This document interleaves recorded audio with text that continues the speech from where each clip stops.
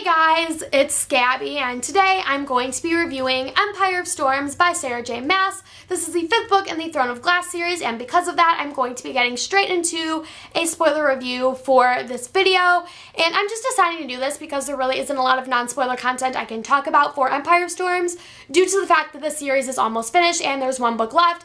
And also the series is incredibly popular, so most of you already know what it's about, and I don't want to waste my time with non-spoilers. So if you have not read Empire of Storms yet, go and pick it up, and once you finish, you can come back and we can all discuss together. But that being said, I am going to say goodbye to the non-spoiler people. I hope you enjoy Empire of Storms, and for those of you who have read the book, let's discuss. For me, Empire of Storms was relatively average. I gave it 3.75 stars out of 5, and that's not because I didn't enjoy the novel. There were a lot of great things that I really liked about it, but there were two big things that really stood out for me in terms of this book and some cons with it, and that really is what deduced my rating. The first thing being that I had to put this book down in the middle of reading it. I was about 200 pages in, and there was another book that was just really tempting me. So I put this book down, and I picked up that book, started and finished it. And then once I finished, I picked up Empire of Storms again, and I finished that. And I think the fact that I had to put this book down, which is something that I never, ever, ever do. I almost always push through a book. So the fact that I actually had to put this book down just really shows for me that it's not something that I was into, and that I had to deduce my rating because of that. And that's nothing against the book itself. That's just more, my opinion, because I had a hard time reading this book. And the first 200 pages for me were just horrible. There was a disconnect, and I just could not relate to what was happening in the story, and so I had to put it down because of that, and for that reason I deduced my rating. The second thing being that the ending for this book is just horrible for me. I felt like I was really unsatisfied and just really frustrated with it, because I read the ending and I was like, oh my gosh, and then it took me a minute and I was like, I have already read this ending. And for those of you who do not know, this ending is very similar to another one of Sarah's books, and those of you who have read that book, because it was a very popular release this year, you guys would know that the endings are pretty much exactly the same, and the only thing that makes them different is the fact that they're taking place in different books and in different worlds, so the way that the endings are interpreted is going to be different. But for the most part, the plot device in itself is exactly the same.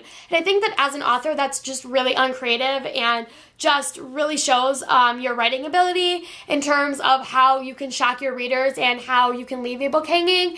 And I just really was upset by that, because the ending for me is such a pivotal point in my rating system, because the ending is what makes you want to pick up the next book, and it's also your lasting impression for the book overall, and it's the one thing you really remember, because usually the endings are cliffhangers. So to have endings that are so similar in two releases in the same year by the same author just is really unimpressive for me, and something I was just really frustrated by. So because of that, I had to deduce my rating. That being said, there were a lot of great things that I really enjoyed about this book. For me, the action scenes were very pivotal, very fun to read, and very intense, and definitely were much of a page turner. The two big things for me was Lysandra turning into the sea dragon. That was absolutely beautiful and just so exciting to read, and just had me kept turning the pages, and just that whole entire action scene on Skulls Bay was just so fantastic, seeing how all the characters came together and just how there's all these really, really crazy moments. And the other scene is this very end scene in which Rowan is able to get all of his cousins that are in Maeve's fleet and get them to turn against each other with the White Floryn flag on their ships. That was just so intense and just absolutely a spectacular ending, and something that I actually enjoyed a lot more than the actual ending. So that whole action scene was absolutely fantastic. And action scenes are something that are obviously very pivotal in fantasy novels, because it's what attracts your reader. It's where you have a lot of your conflict going on, and it's just where you have a lot of these high intensity moments, and they were absolutely fantastic in this book. So I definitely enjoyed both of those, and that definitely was a big point for me in this book and helped me get away from some of the things that I didn't like as much. Another big thing that I loved about Empire of Storms was the characters. I feel like for the most part all the characters were really likable, and for me something that I really enjoyed is Manon. For me, Manon was a character that I absolutely hated in Heir of Fire. I could not stand her, I did not like her chapters at all, and I just felt like she was really out of place. And now we've gotten to this book only just a few books later, and I am in love with Manon, and I enjoy her chapters the most, and I think that she's the most interesting character, and she's had the most pivotal turning points. And I think that's because in book 3, she was just this evil, hardcore character, and she just was not very likable. And now we're getting to book 5, and we're starting to see that she's going to fight for Celaena, and she's the Corrosion Queen, and she's going to unite the other Corrosion Witches and the other Blackbeaks, and she's going to be on Aileen's side. And that for me, I think, is a big shift in her character, seeing her become more good than evil. So that was something that I really appreciated about her character. When it comes to characters, quite ironically, I could not connect to the main character, Aileen.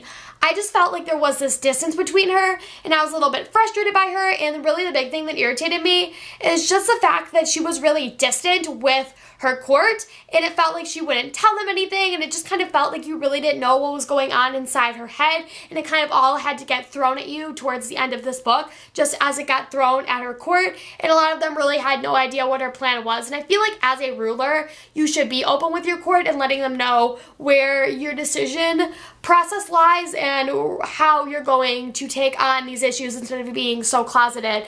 And that's something that's mentioned in the beginning of this book. Celaena sits down, or Aileen sits down with these other people or other rulers who have claim over Teresin, and they basically deny her the throne and say that you're too unruly, we don't know what you're going to do, and you're really not fit to be queen because of that. And as I started to read on, I started to agree with that a lot more. I just feel like I could not connect to her, and I felt like she was just really frustrating me as a character, and I just couldn't read from her point of view, and I was more interested in reading from other characters' point of views. Getting into the romance now in relationships, because that is a big part of this book, because of course Sarah J. Maas is amazing with her romance and her characters and their relationships. Another thing, this is the same thing as well, aside from the characters themselves. I felt like I was more interested in the secondary relationships than the primary relationship, and I found myself really interested in reading about a lead in Lord Can's chapters and reading about their romance, because it's something that's just so unique and something that's so unexpected, and I love the way that it took place throughout this entire book, and I feel like it was really unique, and I felt like it was something that was a little bit unexpected, so I really enjoyed reading about that. And I also really enjoyed reading about Dorian and Manon, and that was something that was really unexpected for me, because I absolutely hated the fact that there was even the slightest hint that they were going to be together in Queen of Shadows, because I was just not interested in Manon.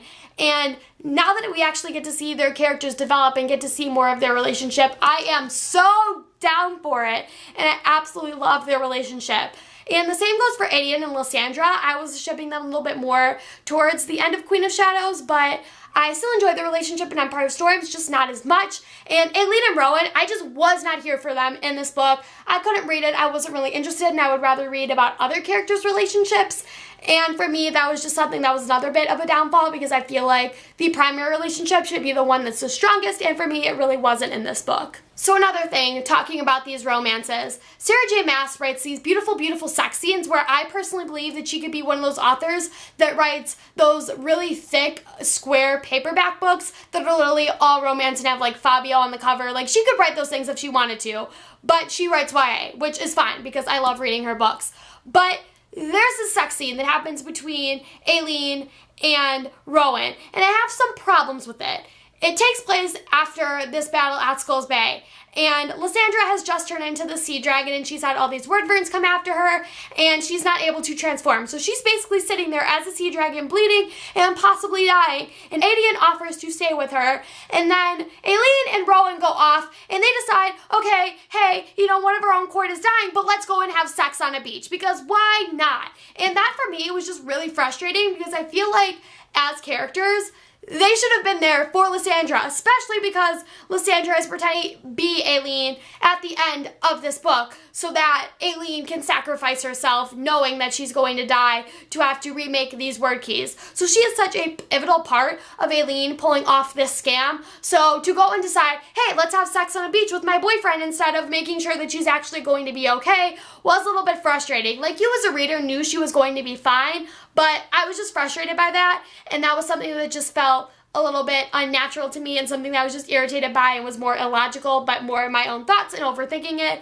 But that just frustrated me. Like, they could have had sex after they knew she was okay, not before. I don't know. I'm just. So I want to read you a quote really quickly from the book that has to do with Dorian and Manon's relationship as well as Aileen, and just sort of how those all kind of connect together in my thoughts for this book.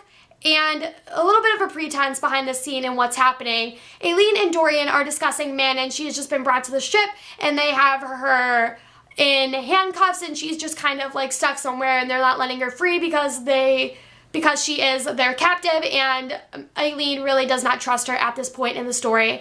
And Dorian is trying to convince Aileen to let her go. And so then Aileen responds, "Did you arrive at that conclusion before, during, or after you visit her in the middle of the night?" And then Dorian responds, "You have a preference for immortal warriors. Why can't I?" And just the sass there is so real. I feel like that really has to do with my disconnect for Aileen's character, because she just has no right to say that to Dorian, because Dorian has just as much power as she does, or maybe even more. It's just that he's untrained.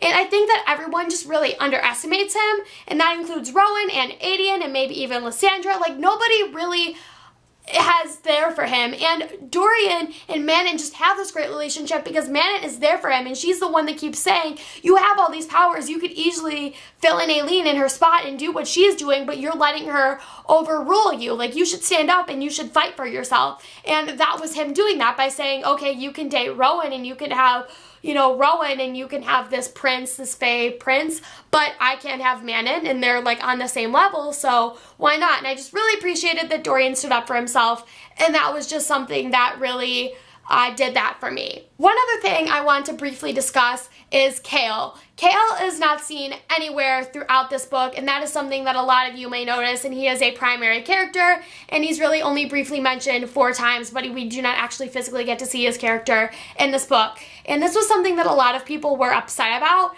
but for me, I actually have to say that I completely agree, because I feel like his character, in terms of where we know that he's going by the ending of Queen of Shadows, I think it was unnecessary to include him in this book, especially since he's getting his own novella. And I think that that separate story is really going to give us a perspective on what his character is doing, and then once we finish with that novella, we can have a good understanding of where he's going to come into play in this 6th book, because Sarah has definitely said that he is going to be present in the final book. And I think that's smart. I think that we really did not need his story within the extra pages of this book, because there's already so much that happens content-wise that it's sort of unnecessary to have him mentioned again as well. But I think that decision was smart, as much as a lot of people may not agree with it. So I wanted to mention that, because a lot of you may think that I'm hating on this book, but I think that it's important that I mention that something that a lot of people actually disagreed about, I was actually happy with. That's pretty much it for my review of Empire of Storms. I really hope you guys enjoyed this video, and if you agree or disagree with any of my thoughts, make sure you comment down below, because I would love to know what your thoughts are on this book. Overall, I'm really excited for the 6th book to come out and to get our conclusion and see how the story wraps up, especially because this book really just didn't do a lot of justice for me in terms of the world, and I think that the 6th book is definitely going to be a lot better, and that this book is kind of going to become the bridge between book 4 and book 6 and sort of what just brings us to our ending. But for me, I'm still going to continue with the series. I'm definitely going to finish it. And this doesn't say anything about me, about Sarah's writing, because I know she's an amazing author. Just for me, this book really didn't do it. But I'd love to know what you guys think, if you agree or disagree with that or any of my other thoughts. Thank you guys so much for watching, and I will see you next time with a new video. Goodbye!